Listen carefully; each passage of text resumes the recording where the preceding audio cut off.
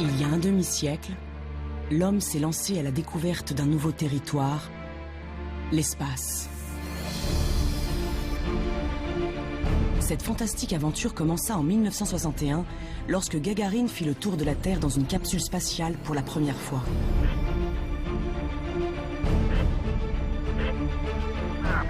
Depuis, des centaines d'hommes et de femmes se sont envolés au-delà de notre atmosphère, le temps de quelques heures ou de plusieurs mois. Mais l'espèce humaine n'est pas faite pour vivre dans cet univers étranger et hostile. L'absence de gravité, les rayons cosmiques et le vide intersidéral mettent à chaque instant la vie des astronautes en danger.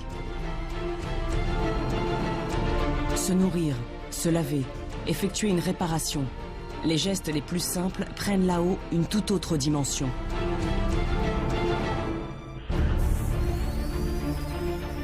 Alors, l'homme pourrait-il résister à un séjour prolongé dans l'espace? Pourrions-nous un jour nous installer dans des colonies spatiales, partir pour ne jamais revenir?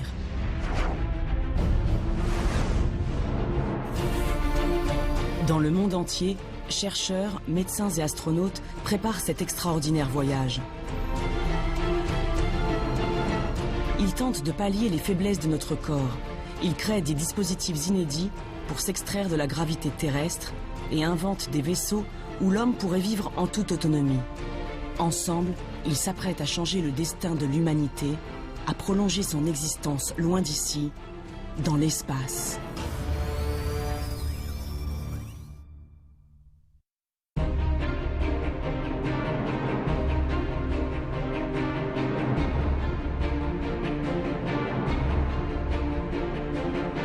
Le 12 avril 1961, l'humanité s'apprête à ouvrir une nouvelle page de son histoire.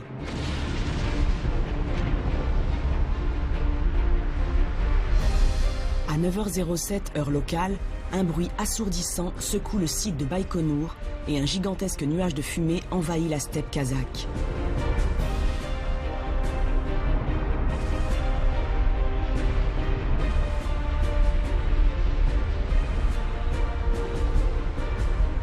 Le vaisseau soviétique Vostok 1 décolle avec à son bord un jeune homme de 27 ans, Youri Gagarin. Gagarine restera 108 minutes en orbite à 300 km d'altitude avant de retourner sain et sauf sur Terre. Il marquera ainsi le premier pas de l'une des plus incroyables aventures humaines et technologiques de tous les temps, le voyage de l'homme dans l'espace. Peu de temps après, les Américains mettent à leur tour leur premier astronaute en orbite. John Glenn tournera 3 fois autour de la Terre à plus de 28 000 km/h. En plein cœur de la guerre froide, la course aux étoiles fait rage.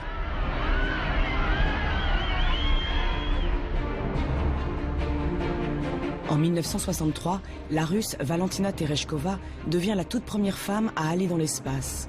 Puis le 21 juillet 1969, Neil Armstrong, commandant de la mission américaine Apollo 11, est le premier homme à poser le pied sur la Lune.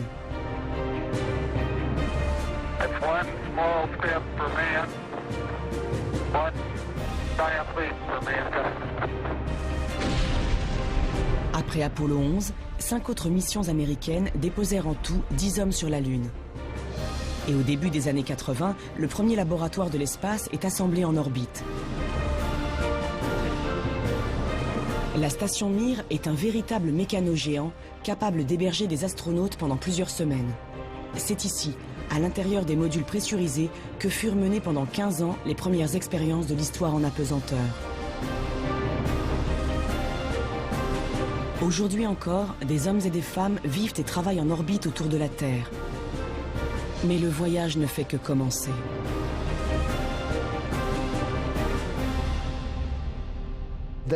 Il y a une citation du scientifique russe Tsiolkovsky, le pionnier de l'astronautique moderne.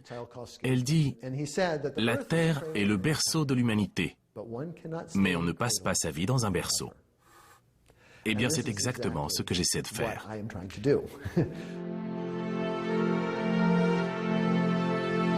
Al Globus est ingénieur à l'université de San José et membre de la prestigieuse National Space Society américaine. Depuis plus de 20 ans, Il étudie les technologies possibles pour que l'homme puisse un jour s'installer définitivement dans l'espace. Nous sommes nés ici, nous vivons ici, c'est notre maison, nous l'aimons, c'est la Terre. Une minuscule planète située à côté d'une étoile insignifiante, au cœur d'une galaxie insignifiante, dans un ensemble de galaxies insignifiants. À un détail près, ici, il y a de la vie. Cette vie, cette humanité, cette civilisation, nous devons lui faire quitter notre planète. Dans l'espace, la capacité de développement est fantastique. Il n'y a aucune civilisation, aucune culture, pas même de bactéries. Bref, il n'y a rien.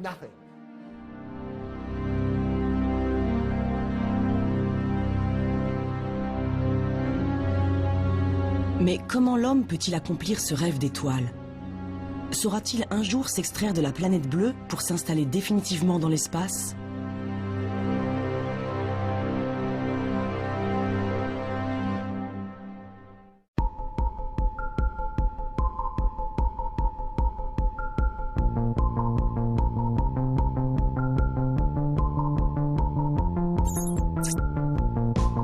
Pour le savoir, les scientifiques ont pris de la hauteur. À 400 km au-dessus de nos têtes, l'ISS, la Station spatiale internationale, est un maillon essentiel de la conquête spatiale.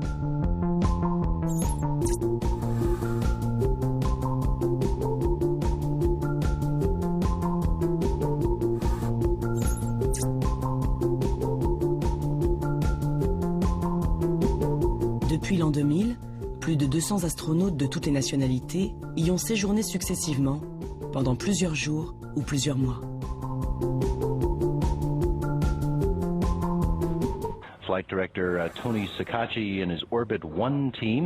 L'ISS est en contact permanent avec la Terre, et c'est ici, au Texas, que toutes les communications sont établies.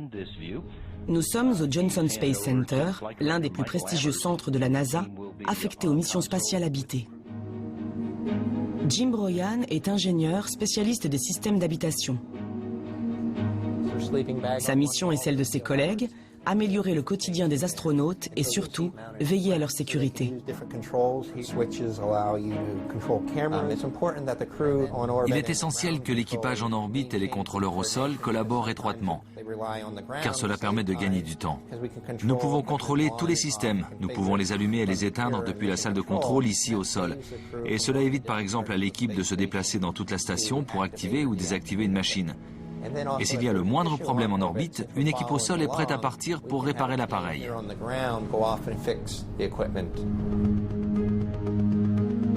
Alimentée en énergie grâce à des panneaux solaires, la Station spatiale internationale est un véritable mastodonte. Elle possède 6 chambres, 2 salles de bain, une salle de sport et une coupole offrant aux occupants une vue unique sur l'espace infini.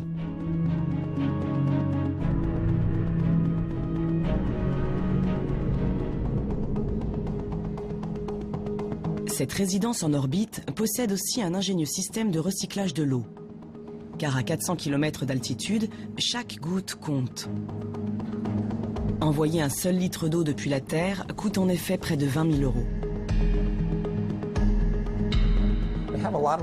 Nous avons beaucoup d'équipements à bord pour mimer les systèmes naturels dont nous profitons sur Terre.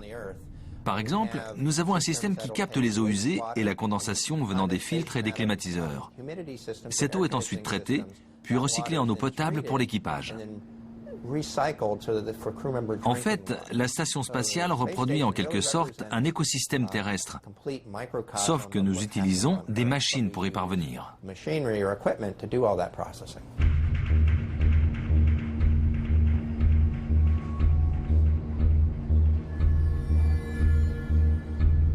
Là-haut, les astronautes consacrent l'essentiel de leur temps à une mission bien précise, effectuer des expériences scientifiques en apesanteur. L'une des principales motivations des missions habitées est de comprendre les effets de missions de longue durée sur l'homme, les organismes et les plantes.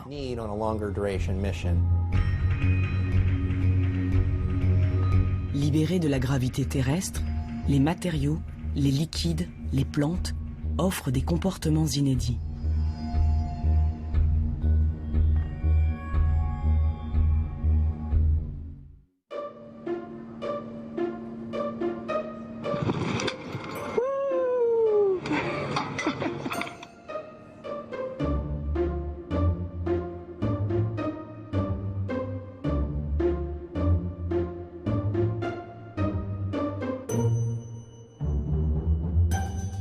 Mais dans ce laboratoire de l'espace, les astronautes eux aussi doivent s'adapter.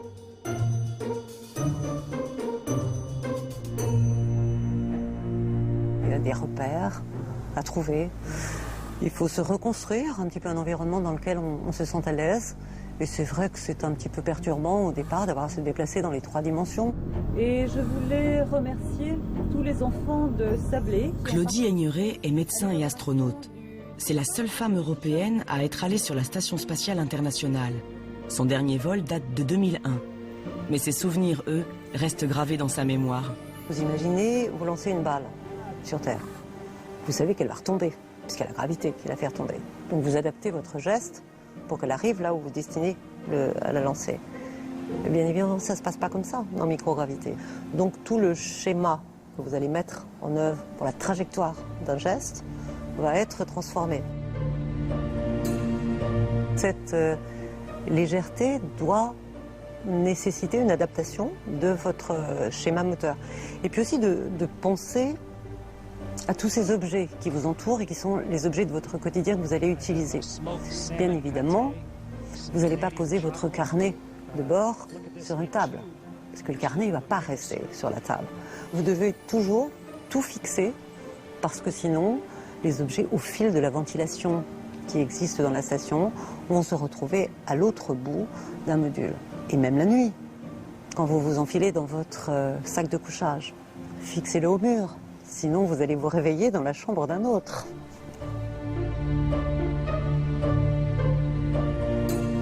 Mais au-delà de cette apparence ludique, l'apesanteur constitue une véritable menace pour les êtres humains. Les os s'affaiblissent, la masse musculaire fond, le cœur s'accélère, la vision est modifiée. L'homme serait-il donc incapable de vivre en apesanteur ? Quel serait l'impact sur notre organisme d'un voyage prolongé dans l'espace? Dans le sud de la France, une clinique un peu spéciale étudie en détail la physiologie des astronautes. Nous sommes à Toulouse, au sein de l'Institut de médecine et physiologie spatiale.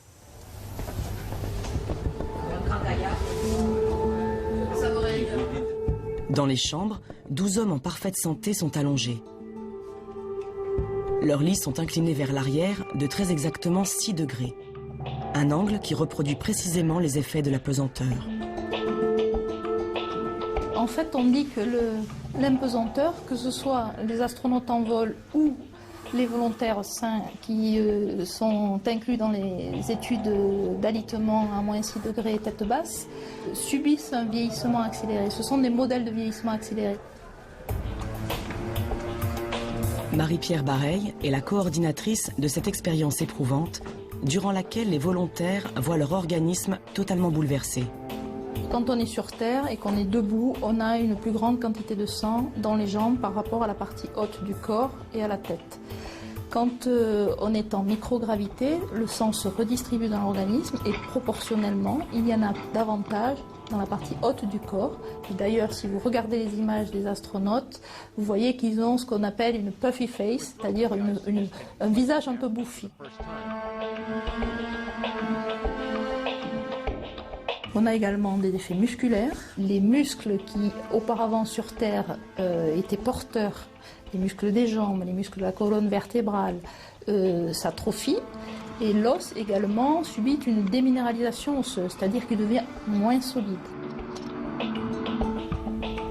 L'expérience d'alitement durera 21 jours.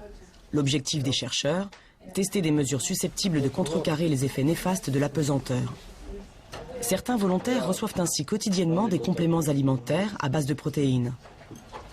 D'autres subissent quant à eux des séances d'exercice bien particuliers à l'aide d'une plateforme vibrante.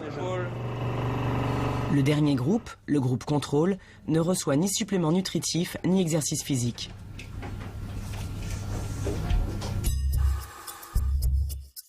Après 3 semaines la tête en bas, les cobayes se relèvent enfin. Les premières observations se révèlent alors encourageantes. Bruno appartient au groupe contrôle et ses retrouvailles avec la gravité sont pour le moins difficiles.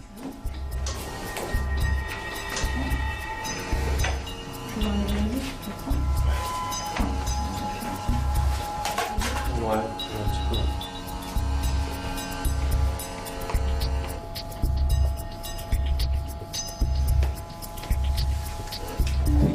Il mettra plus de 12 minutes pour maintenir la position debout.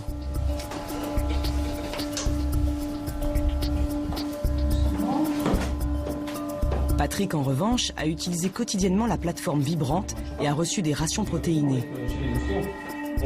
Son corps semble ainsi avoir conservé bien plus de tonicité. Super. Ouais. Bon, je t'apprends rien en disant que tu as changé un petit peu au niveau musculaire. Là. Pour évaluer précisément l'efficacité de ces deux méthodes, les scientifiques réalisent ensuite une longue série de tests. Biopsie, prélèvement sanguin, scanner, test d'équilibre. L'état des muscles et des os de chaque participant est étudié dans ses moindres détails.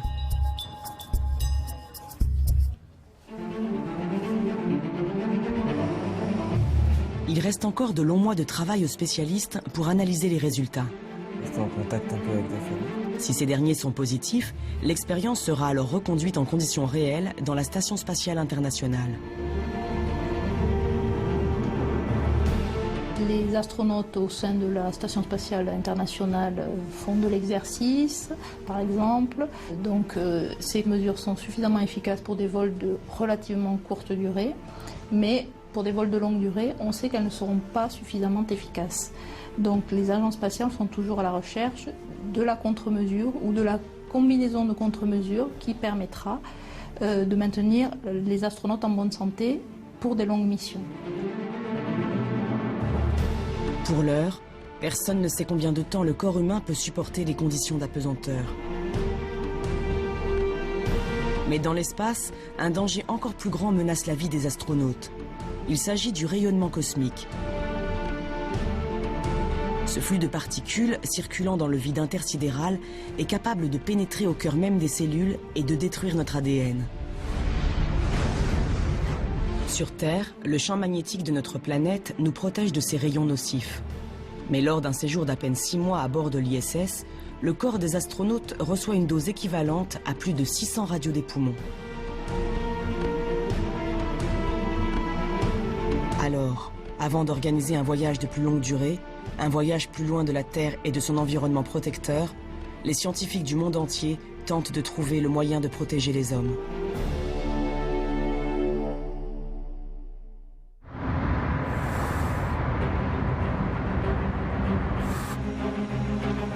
À Darmstadt, en Allemagne, le professeur Marco Durante et son équipe se sont lancés dans l'étude de matériaux très particuliers.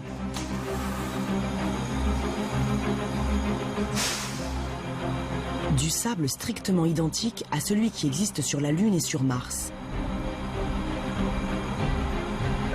Et si ces répliques de sable martien et lunaire l'intéressent au plus haut point, c'est parce qu'il considère qu'un jour, l'homme pourra les utiliser pour coloniser l'espace. Si vous vous rendez sur la Lune ou sur Mars, vous trouverez ces matériaux partout. Et vous pourrez donc les utiliser pour construire des maisons. La question à laquelle nous essayons de répondre, c'est: est-ce que des abris fabriqués avec de tels matériaux nous permettraient de vivre en sécurité? C'est vraiment la grande question.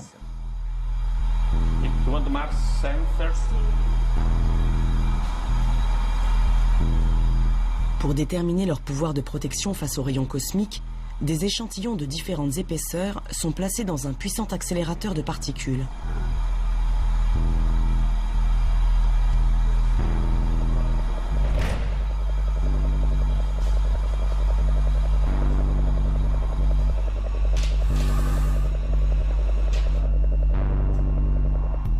This is fine, but the problem is that I think it's going to slow. I can use some moving. Un rayonnement puissant vient frapper les blocs de sable à très grande vitesse. Sur les écrans de contrôle, les scientifiques analysent alors le pouvoir de blocage de chaque échantillon. Can you expand the X scale? Je pense que le sable lunaire est légèrement mieux que celui de Mars, mais la différence est mince. En tout cas, les deux matériaux sont meilleurs que l'aluminium, qui est beaucoup utilisé dans les vaisseaux spatiaux, mais constitue un très mauvais bouclier.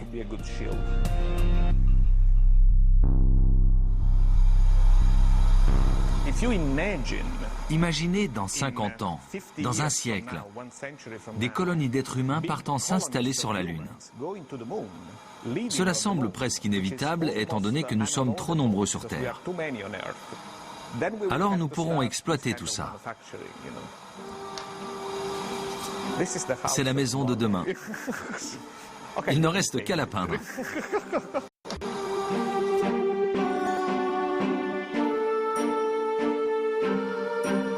Mais bâtir des maisons sur la Lune et sur Mars ne représente pour l'heure qu'un scénario de science-fiction. Avant d'en arriver là, les futurs pionniers de l'espace devront d'abord protéger correctement leur vaisseau contre les rayons cosmiques. Et en la matière, les roches testées par le professeur Duranté présentent un sérieux inconvénient. La masse pose problème, c'est trop lourd. Dans l'espace, chaque kilo transporté coûte des millions de dollars. En fait, le meilleur matériau par unité de masse est l'hydrogène liquide. Mais évidemment, on ne peut pas construire un bouclier en hydrogène liquide. Donc on doit trouver d'autres solutions qui soient à la fois pratiques et efficaces. Pour l'heure, aucun des nombreux matériaux testés ne s'est montré à la fois léger et parfaitement protecteur. En attendant de trouver mieux, les scientifiques utilisent donc de l'aluminium et du polyéthylène, un type de plastique pour bloquer une partie des rayons. À l'intérieur des navettes spatiales et de la station internationale, les dégâts sur l'organisme des astronautes sont ainsi limités au maximum.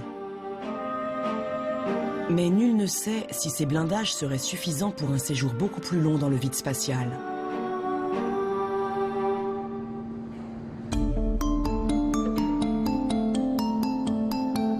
La santé physique des futurs voyageurs au long cours est un élément crucial pour l'avenir de la conquête spatiale.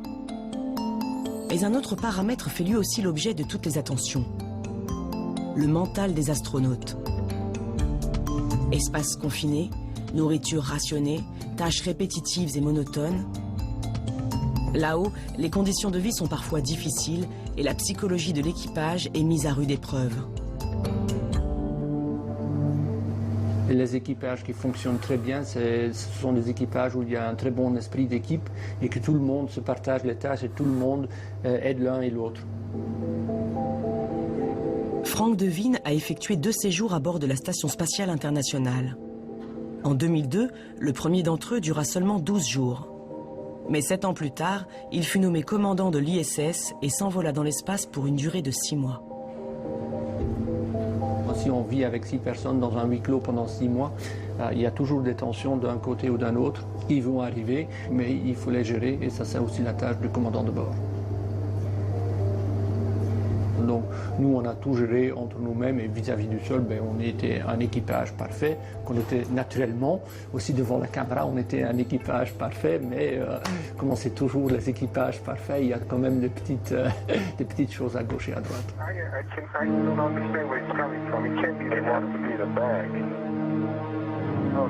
Dans ces lieux étroits, rien n'est anodin. Le moindre petit problème, la moindre tension peut dégénérer rapidement. Pour limiter les risques au maximum, les astronautes sont donc soigneusement sélectionnés, non seulement pour leurs compétences techniques, mais aussi pour leur capacité à travailler dans des situations d'urgence. Je sens plein d'eau à l'arrière de ma tête, mais je crois pas que ça vienne d'une fuite. J'ai du mal à dire ce que c'est, mais ça ressemble à de l'eau. Ah oui. Je la vois sortir. Nous recherchons des personnalités adaptées. Est-ce que vous êtes un bon leader? Comment gérez-vous le stress? Êtes-vous capable de réfléchir et de prendre les bonnes décisions lorsque vous subissez une pression énorme? Le docteur Volker Daman dirige le département médical de l'Agence spatiale européenne. Avec son équipe, il prend soin de la santé physique et mentale des pensionnaires de l'ISS et participe également à la sélection des futurs astronautes. On sait qu'il est important d'avoir un leader, un commandant qui fait autorité et qui prend les décisions. En cas d'urgence, on ne peut pas toujours se baser sur un modèle démocratique.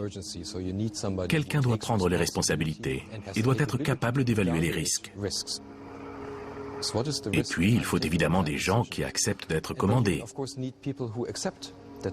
qui respectent les ordres.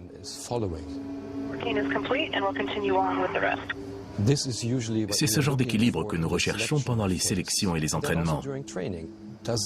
Est-ce que cet équipage va bien ensemble? Une fois affectés à leur poste, les astronautes travaillent en équipe pendant 2 ans, presque tous les jours.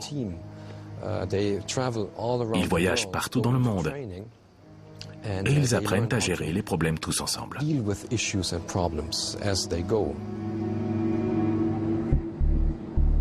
Pour optimiser la cohésion entre les membres d'un équipage, une autre question s'est longtemps posée, celle de la mixité.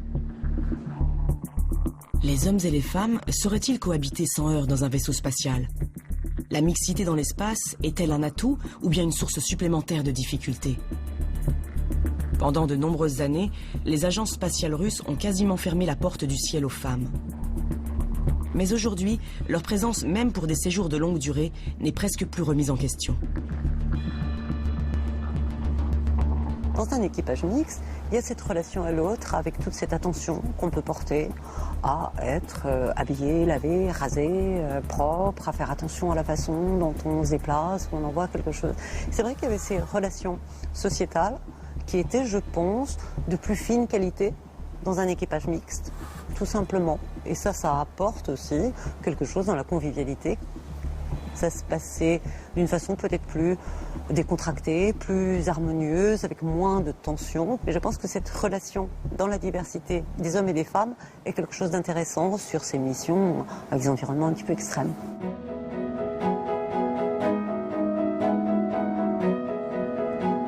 Des hommes et des femmes compétents, travailleurs et au caractère parfaitement adapté à la vie en communauté. Voilà donc à quoi ressemble l'équipage idéal.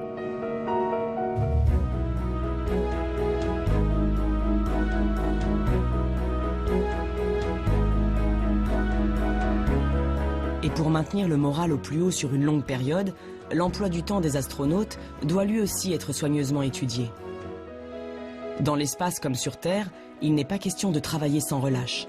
Des jours de repos et des moments de détente quotidiens sont essentiels au bon déroulement de toutes les missions.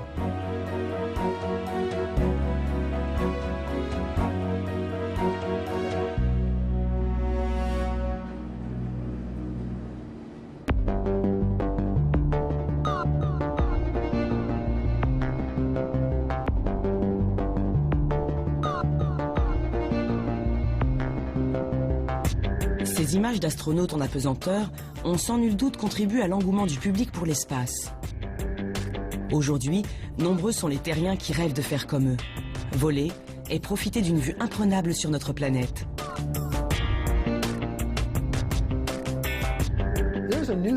Quelque chose a changé dans le monde d'aujourd'hui. Il y a 10 ou 20 ans, Denis Tito a offert 20 millions de dollars aux Russes et ils l'ont emmené à bord de la Station spatiale internationale.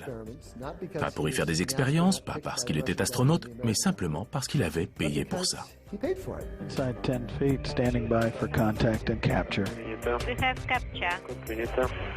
Il a adoré. Et depuis, 6 ou 7 personnes y sont allées. Quelqu'un y est même allé 2 fois. Ce sont les premiers touristes de l'espace. Pour l'heure, seuls les plus riches d'entre nous peuvent s'offrir quelques jours en apesanteur à bord de l'ISS. D'autres s'offrent quelques minutes de sensations fortes à bord de l'A300G du Centre national d'études spatiales. Pour 6 000 €, ils jouent les apprentis astronautes, tandis que l'appareil effectue des paraboles dans le ciel du sud de la France.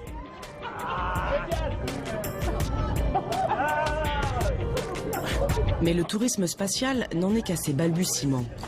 Depuis quelques années, plusieurs entreprises privées sont d'ailleurs entrées dans l'aventure aux côtés des agences nationales. Leur objectif, démocratiser l'accès à l'espace et même le transformer en lieu de villégiature.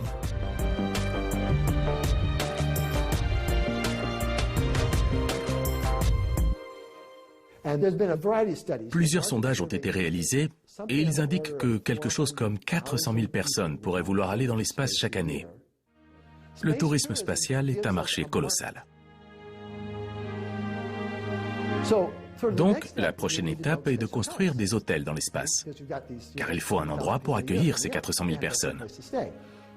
Il faut de la nourriture, de l'air, de l'eau, il faut qu'ils puissent aller aux toilettes, que l'on traite leurs déchets.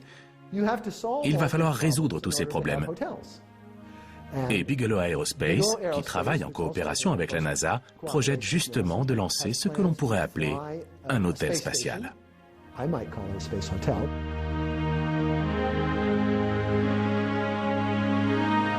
Ce projet de la société Bigelow Aerospace et de la NASA a été baptisé BEAM. Son principe, accrocher un module gonflable de 4 mètres sur 3 à la Station spatiale internationale. Il permettra alors d'élargir l'espace vital de la station et surtout de tester la faisabilité d'un autre projet encore plus fou, la création d'un véritable hôtel gonflable en orbite autour de la Terre.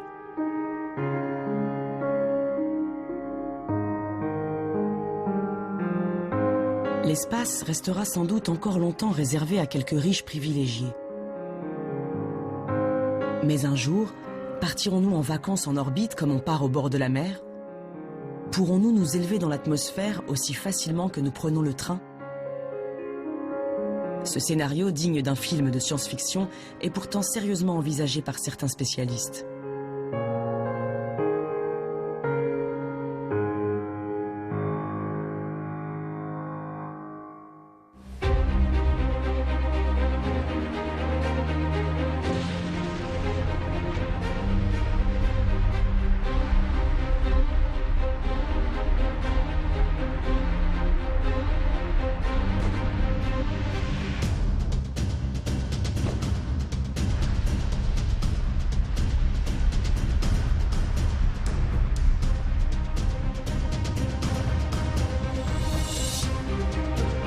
Mais tandis que certains rêvent d'une vue imprenable sur la planète bleue, d'autres envisagent d'aller encore plus loin.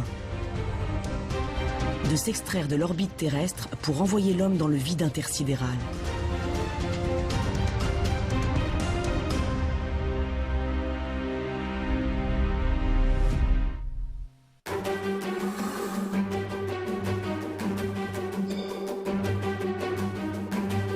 Dans les locaux de la NASA, un nouveau vaisseau spatial est en cours de fabrication. Son nom, Orion. Sa mission, envoyer l'homme sur la Lune et même peut-être au-delà jusqu'à la planète Mars ou vers les confins de notre système solaire. La station spatiale est un immense laboratoire.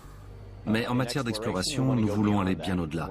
Nous voulons aller jusqu'à la Lune et plus loin dans le système solaire. Mais pour ça, il nous faut un vaisseau qui fasse des choses différentes et nous permette de voyager sur de longues distances.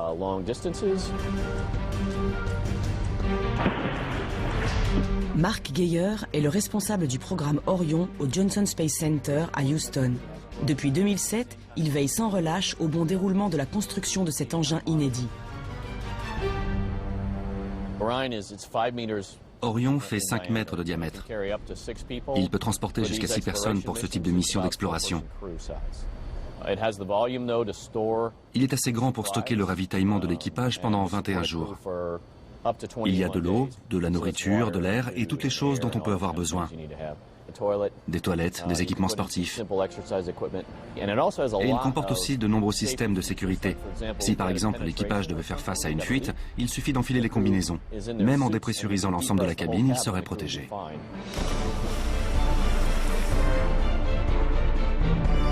Le vaisseau Orion sera un véritable bijou de technologie. Capable de fonctionner en pilote automatique tout au long de son trajet, doté d'un bouclier thermique et de protection contre les rayons cosmiques, il pourra accueillir un équipage pendant près d'1 mois en toute autonomie. Son premier vol d'essai non habité est programmé en 2014. Il emmènera des hommes contourner la Lune en 2020.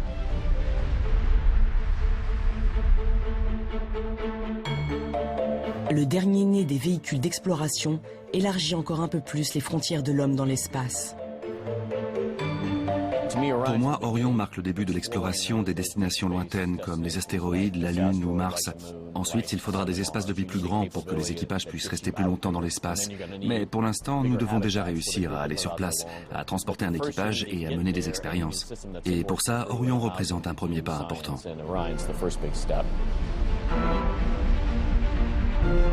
Mais quelle que soit sa destination dans le système solaire, Orion est conçu pour ramener les astronautes sur Terre à la fin du voyage. Les hommes seraient-ils donc condamnés à rester ancrés sur le sol de notre planète? Parviendrons-nous un jour à nous extraire totalement de notre existence terrestre? À partir dans l'espace et ne jamais revenir?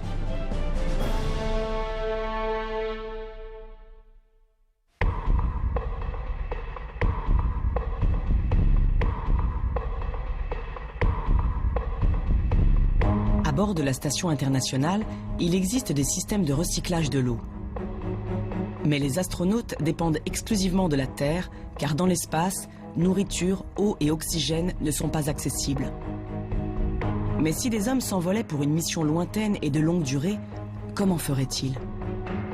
Pour un voyage de 100 jours avec un équipage de 6 personnes, il faudrait emporter plus de 3 tonnes de nourriture et d'eau. Une quantité phénoménale qu'aucun vaisseau spatial n'est aujourd'hui capable d'embarquer.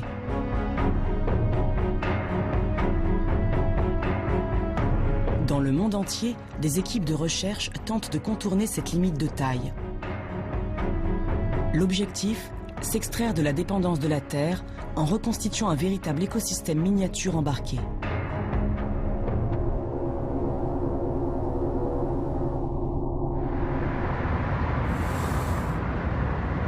En Espagne, à Barcelone, une équipe de chercheurs travaille sur une expérience inédite. Son nom, Melissa.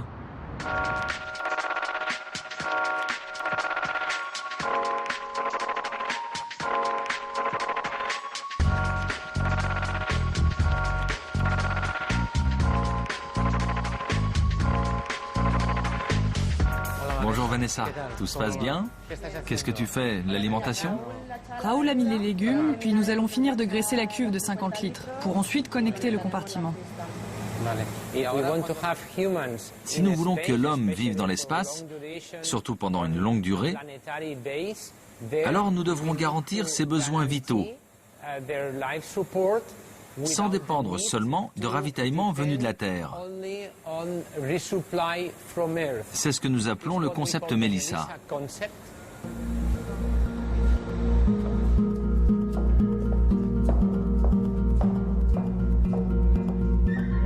Le professeur Francesc Godia est le directeur du laboratoire.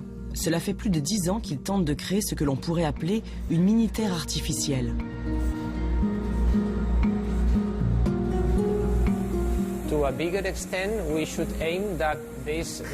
À terme, notre objectif est de rendre ce système autonome et durable pour qu'il recycle différents éléments. C'est en fait ce que l'on observe au sein des écosystèmes terrestres. Il existe de nombreux cycles qui permettent de recycler l'eau, le carbone, le nitrate, etc., toutes les ressources indispensables à la vie sur Terre.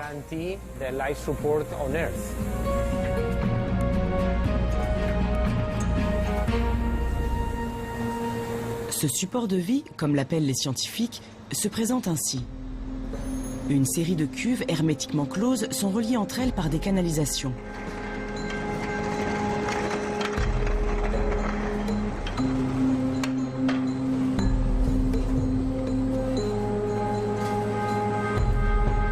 Dans le premier compartiment, les chercheurs injectent un mélange épais et malodorant.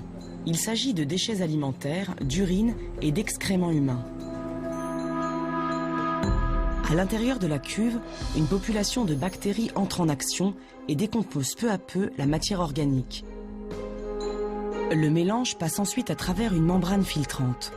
Les particules en suspension sont arrêtées, tandis que les éléments liquides sont envoyés dans un second compartiment.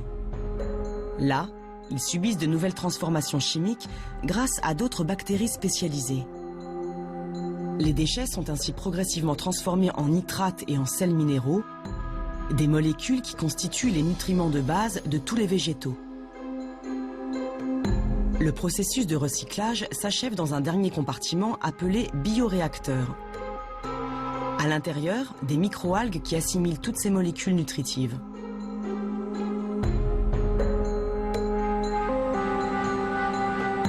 Les déchets humains sont ainsi totalement recyclés par les plantes.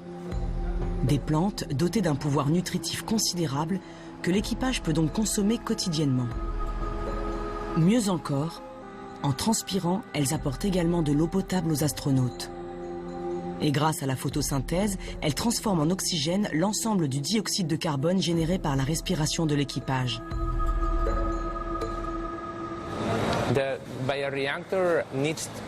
Évidemment, le bioréacteur doit contenir un espace, un volume, où l'on peut introduire de la lumière.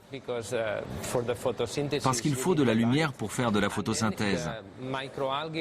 De cette manière, les microalgues vont capturer le CO2 et produire de l'oxygène tout en grandissant.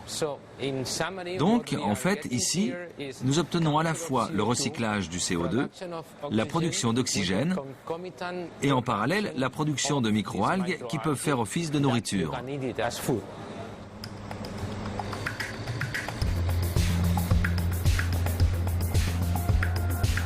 Le système Melissa constitue ainsi un circuit clos et parfaitement autonome. Les astronautes peuvent respirer, boire et s'alimenter, et les déchets qu'ils produisent sont recyclés en oxygène et en nourriture à l'infini.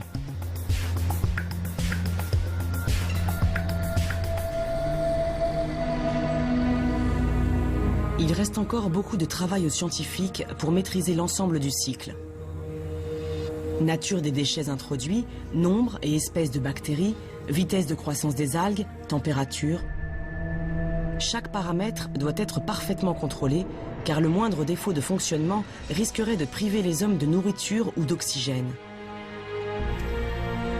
Pire, une contamination par des micro-organismes indésirables pourrait empoisonner un équipage tout entier.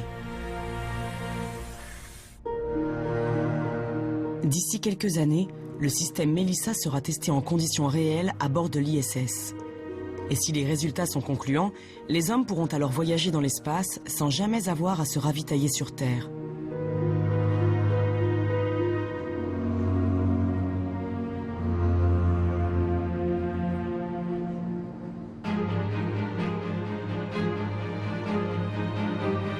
Mais au-delà de la nourriture, de l'eau et de l'oxygène, notre planète offre d'autres éléments indispensables.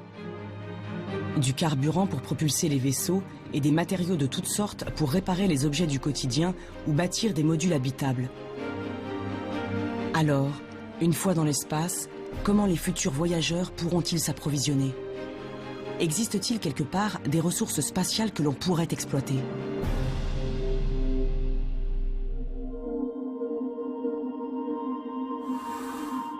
What will tomorrow look like?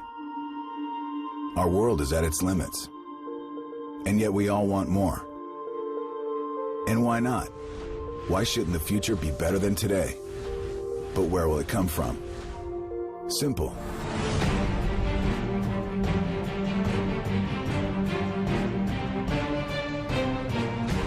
En 2012, une toute nouvelle entreprise privée a vu le jour aux États-Unis. Son nom, Deep Space Industries. Deep Space Industries. Nous sommes une entreprise spécialisée dans les ressources spatiales. Nous recherchons, étudions, exploitons et utilisons les ressources de toutes sortes. Nous pensons que ce minuscule rocher tout au bord de notre galaxie n'est que le point de départ. Rick Tumlinson est l'un des fondateurs de cette entreprise d'exploitation d'un nouveau genre qui imagine l'espace comme une vaste mine à ciel ouvert. Son premier objectif, aller puiser des ressources au cœur des astéroïdes, ces amalgames de roches qui circulent par millions dans notre système solaire. Notre première cible sera certainement l'eau. Pourquoi l'eau ? D'abord, il s'agira de glace, car l'intérieur des comètes ou des astéroïdes est très froid. Et cette eau glacée, c'est tout simplement de l'oxygène et de l'hydrogène. Avec l'oxygène, vous pouvez respirer, ce qui est assez important. Et l'hydrogène, combiné à l'oxygène, donne de l'eau. Mais si vous séparez ces éléments puis les rassemblez de manière explosive, vous obtenez du carburant pour fusée. Ensuite, nous passerons à la deuxième étape. Une fois qu'on aura réduit et recueilli cette glace, il restera les matériaux les plus solides. On pourra alors promener un aimant dessus et recueillir tous les éléments ferreux. Et bien sûr, on peut construire plein de choses avec du fer.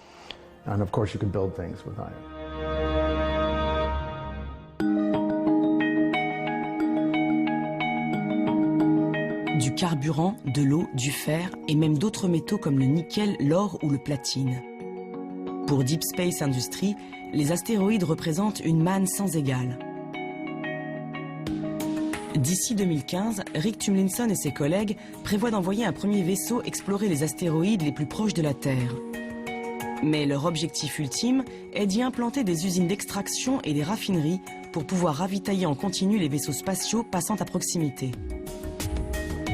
Les astéroïdes deviendraient alors de véritables stations-service de l'espace. Vous imaginez ce qu'il se serait passé lors de l'expansion de la civilisation en Amérique du Nord si nous avions dû apporter avec nous tout ce dont nous avions besoin? Rien n'aurait été possible.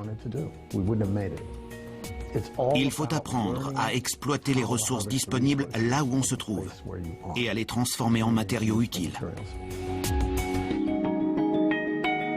Comme Deep Space Industries, plusieurs sociétés privées se sont lancées dans une vaste collecte de fonds pour mener à bien cette entreprise invraisemblable et exploiter les ressources naturelles venues de l'espace.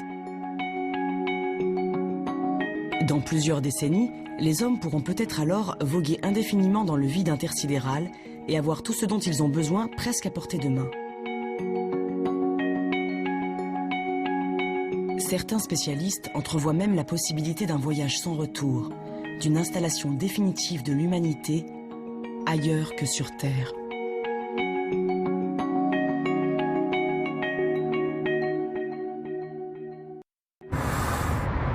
Depuis près de 20 ans, la NASA et la National Space Society organisent un concours un peu particulier.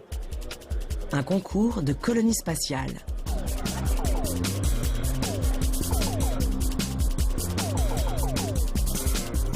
En 2013, la 19e édition se déroule ici, au cœur d'un prestigieux hôtel de la ville de San Diego.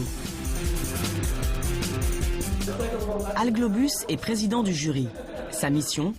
Étudier les projets présentés par les étudiants du monde entier et récompenser le plus réaliste d'entre tous.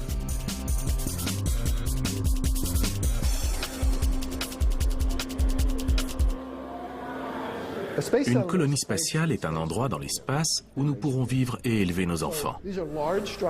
Il s'agit de grandes structures d'au moins une centaine de mètres, mais j'espère que dans le futur, elles feront plusieurs kilomètres. Ce sont en quelque sorte de petites villes, ou même des grandes, de plus d'1 million d'habitants. Et l'idée est qu'elles soient vraiment agréables.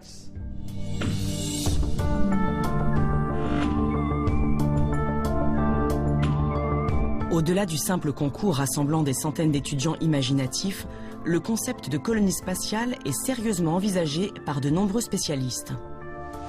Mais même pour Al Globus, le principal promoteur de ces infrastructures étonnantes, de tels projets ne risquent pas de voir le jour avant bien longtemps. Les gens demandent souvent quand les premières colonies spatiales verront le jour. La réponse est que nous n'en savons rien, car tout dépend de la manière dont nous y travaillerons. Ça prendra du temps, mais si les gouvernements décidaient d'accorder plus d'argent aux colonies spatiales plutôt qu'à leurs armées, alors pas de problème, on peut y arriver dans quelques décennies. C'est notre boulot, on peut le faire.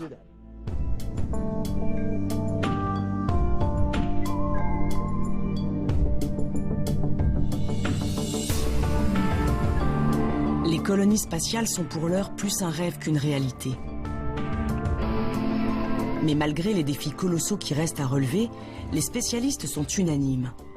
L'homme ira un jour explorer l'univers et vivra de plus en plus loin, très loin de la Terre.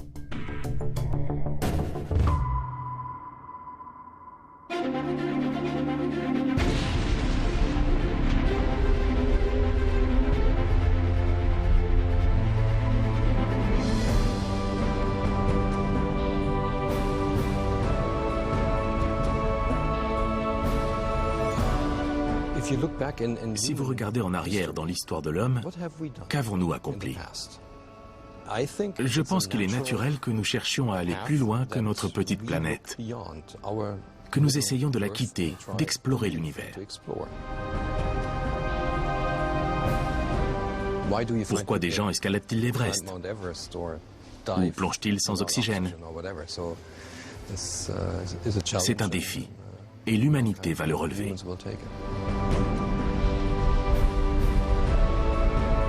L'homme va continuer à explorer. L'homme est un explorateur, conquérant, pourquoi pas, mais surtout explorateur de l'inconnu. Et c'est le propre de l'humanité, que de toujours essayer de penser différemment, avancer, découvrir, explorer. La curiosité fait partie de l'humanité.